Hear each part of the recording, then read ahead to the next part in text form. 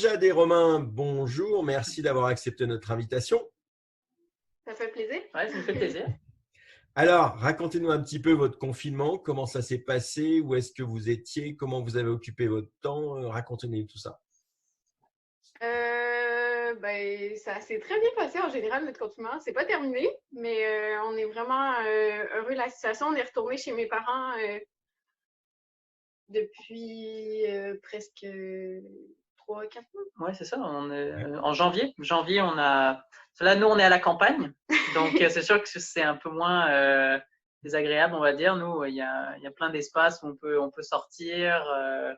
On a eu la chance d'avoir une équipe qui nous a bien encadrés pendant ce confinement-là. Et on s'est pas du tout senti isolés. Et même là, ça fait 2 mois, presque et demi qu'on n'a pas mis nos patins, mais ça a passé vite. c'est passé vraiment vite. Là, on n'a pas arrêté, on a fait plein de choses. Donc, on a beaucoup de cours en ligne avec IAM, avec l'école. On a beaucoup de cours qu'on n'avait jamais fait avant, comme du Pilates. Ouais. C'était la première fois qu'on en faisait. Puis on en a fait le parcours en vidéo. C'est des cours qui sont vraiment de bonne qualité.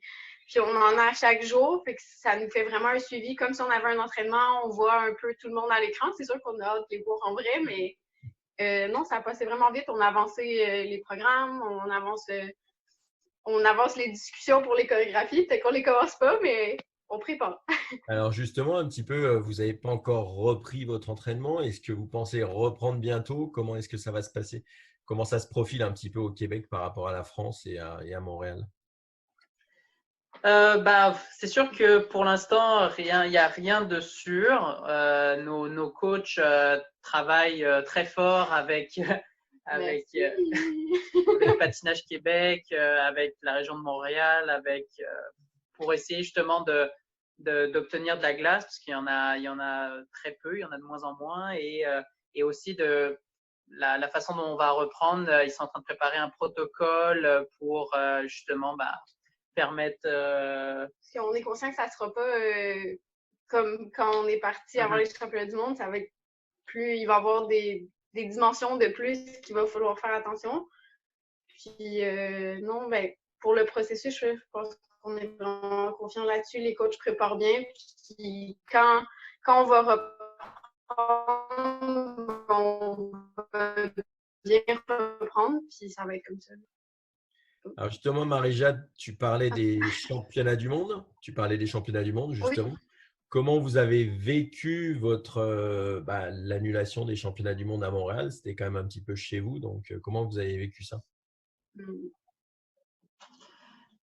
C'est sûr que ça a été un choc. Tout le monde, ça, je dirais, on n'est pas les seuls. Et on l'a appris, c'était un mercredi, on était sur la glace avec Misato Team, avec Marie-France.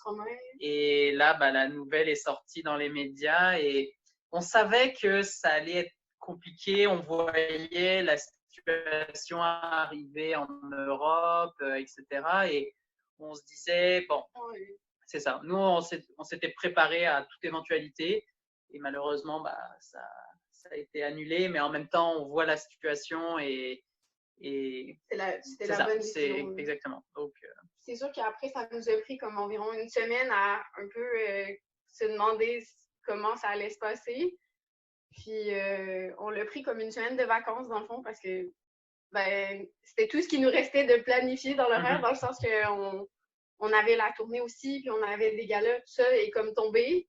Donc, la seule chose qui nous restait à faire, c'était de se reposer et de prendre des vacances. C'est ce qu'on a fait pendant une semaine.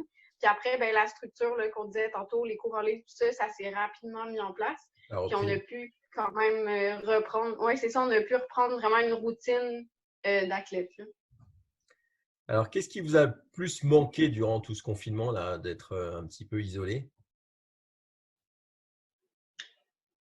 C'est sûr que patiner, ça nous manque. C'est sûr, on a hâte d'y retourner, mais sinon, je dirais. Aussi le feeling de famille quand tu arrives à l'aréna le matin. C'est ça. Après, peut-être moi, pour ma part, je fais des études d'ostéo.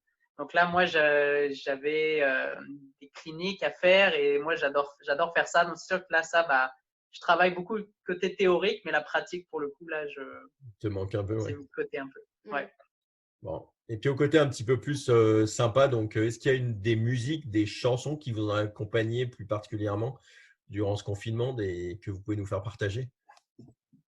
Ben, nous, à date, ce qui nous accompagne pas mal, c'est nos nouveaux programmes. C'est sûr, c'est en construction. Fait que depuis le début du confinement, on est un peu à écouter les mêmes musiques. Alors c'est encore un peu Puis, secret ou vous pouvez nous en dire plus? oui, c'est encore un peu secret. Donc, c'est pas, le processus n'est pas fini. Puis c'est sûr qu'on a eu quand même les réunions avec les coachs, mais comme le choix est jamais certain avant de l'avoir mis sur la glace puis d'avoir commencé à monter pour voir comment ça évolue.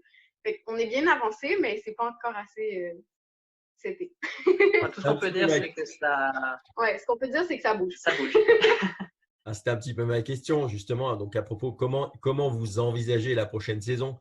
Est-ce que vous allez reprendre des programmes qui ont déjà été patinés? Est-ce que vous partez sur quelque chose de nouveau? Comment ça va se passer? Parce que c'est vraiment une saison, on est un petit peu, on navigue à vue là. Donc, c'est quoi votre point de vue pour vous et comment vous appréhendez cette saison?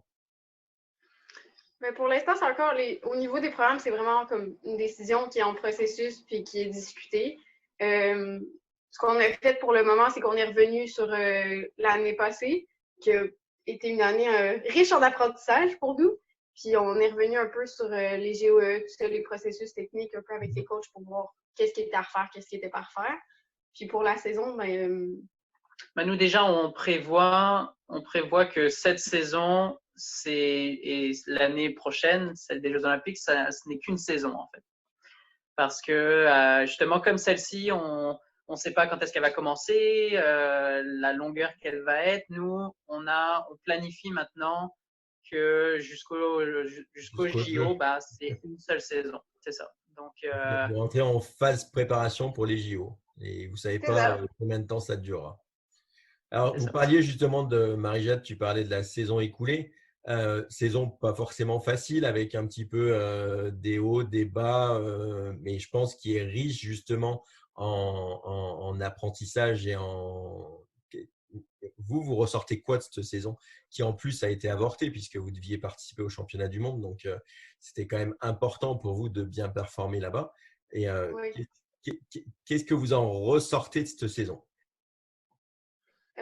Comme on l'a dit, ça a été une saison vraiment plein d'apprentissage. Je pense qu'on était rendu à un point dans notre carrière où on avait besoin de ça, mais dans le sens où on avait besoin de changer des choses, puis ça prenait un déclenchement pour changer notre manière de travailler. Puis ça a été un peu ça, tout le processus de cette saison, comme la mise en place de des bonnes personnes autour de nous, de choses qu'on voulait changer. Puis ces événements-là qui sont arrivés, les erreurs qui ont été faites, ça nous a permis de commencer un peu cette nouvelle partie-là. Puis je pense vraiment, on a regardé les compétitions qu'on a fait cette année, puis c'est comme on remercie la saison pour ce que ça nous a amené, puis on va amener ce qui a amené de cette saison-là. C'est sûr, ça n'a pas été facile, mais on changerait rien, on changerait pas les programmes, on changerait pas parce que c'est une saison qui a été comme ça, puis qui était destinée un peu à être comme ça, puis c'est arrivé, on va prendre ce qu'il y a à prendre, puis on est vraiment heureux de comment on est ressorti de la saison, puis pour les championnats du monde, on sait que ça aurait été différent, on était prêts, puis on était entraînés comme jamais, puis mentalement aussi, on voulait, comme tu dis, c'était important pour nous de bien performer pour montrer les programmes, on était rendus où, puis non, je pense que c'est ça qu'on ressort de l'apprentissage, puis des belles leçons, des beaux souvenirs. Alors justement, donc transition pour vous au niveau de votre carrière dans le patinage, mais transition aussi donc en France, vous êtes un petit peu plus loin parce que vous vous entraînez au Québec, à Montréal. Mais qu'est-ce que vous pensez justement de toutes les histoires en France, la nouvelle présidente de la Fédération française des sports de glace? Est-ce que c'est quelque chose qui vous intéresse ou est-ce que vous sentez un petit peu loin de ça parce que vous êtes sportif de haut niveau et que vous n'êtes pas forcément au quotidien en France directement? Oui, c'est sûr que ces événements sont arrivés à un moment où nous, on avait besoin justement de se préparer pour les championnats du monde, si on parle de l'élection notamment. Oui. Et c'est sûr que nous, on avait, disons que notre temps, on avait tellement de choses à faire et à se préparer que c'est sûr qu'on a moins été concernés, je dirais, par c'est comme c'est arrivé en même temps que plein d'autres nouvelles, dans le sens qu'il y a eu l'annulation des championnats du monde, l'annulation de la tournée. On avait essayé de remplacer la tournée par des galas au Québec. Ça s'est annulé aussi. Fait que c'est comme une série d'événements qui a fait que pour nous, ça n'a pas été comme on n'a pas vraiment suivi. Puis en même temps, comme tu dis, en tant qu'athlète de haut niveau, on n'a pas un pouvoir là-dessus. Puis c'est juste comme c'est arrivé, puis maintenant on a eu notre première rencontre avec la fédération, puis ça s'est bien passé, puis c'est ça. On est heureux en ce moment. Donc c'est parfait. Alors une petite question plus sympa en fin d'interview. Un film, une série où je pense que vous êtes aussi adepte, comme tout le monde aujourd'hui, de Netflix. Donc qu'est-ce que vous avez regardé? Qu'est-ce que vous aimez? Qu'est-ce que vous conseiller à nos lecteurs qui aujourd'hui sont moins lecteurs de Patinage Magazine, mais plus spectateurs, puisqu'on a lancé nos petits interviews vidéo. Donc, est-ce que vous avez des séries ou un film qui vous a marqué particulièrement? Alors, nous, on est désolé, mais alors, les séries, on n'a pas le temps. Je ne sais pas, ça fait combien de temps? Je crois que la dernière, c'est Game of Thrones que j'ai regardé. Mais sinon, on ne regarde pas de séries. Mais des films… On est un peu plate sur les films. Nous, on est très classiques. Ouais, on aime bien les films. On aime les classiques. Donc, pour l'instant, j'ai regardé Chicago. Dirty Dancing. Bon film. Oui, Romain n'avait jamais vu Dirty Dancing. Donc, voilà. Ça fait partie des films cultes. Exactement. Alors, pour finir notre interview, un petit mot pour nos lecteurs de Patinage Magazine ou vos fans. Qu'est-ce que vous avez envie de leur dire, de leur partager? Nous, qu'on a hâte de retourner sur la glace pour comme ressentir ce privilège-là qu'on a, cette relation-là privilégiée qu'on a avec le public. Puis, il n'y a rien de comparable en ce moment pour nous que les applaudissements à la fin d'un programme ou que les encouragements pendant le programme. Fait que c'est sûr que pour ça, on les remercie de nous avoir donné ces encouragements-là puis cette belle relation-là pendant toutes ces années, puis qu'on a hâte de revivre ça. Bon, en tout cas, bonne reprise d'entraînement et puis on espère vous retrouver très, très vite sur la glace à Grenoble et puis peut-être au jeu et à toutes les prochaines échéances. Donc, merci à vous en tout cas et puis à très bientôt. Merci.